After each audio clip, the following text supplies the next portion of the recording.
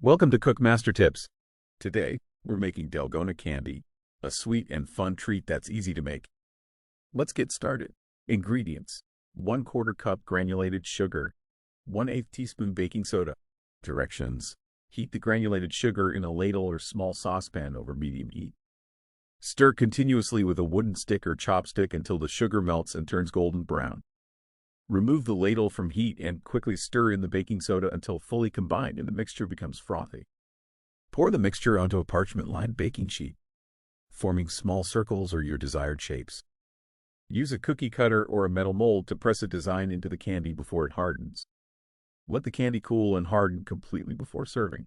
Prep time: 5 minutes. Cooking time: 5 minutes. Total time: 10 minutes. Kcal: 30 kilocalories. Servings: 4 candies.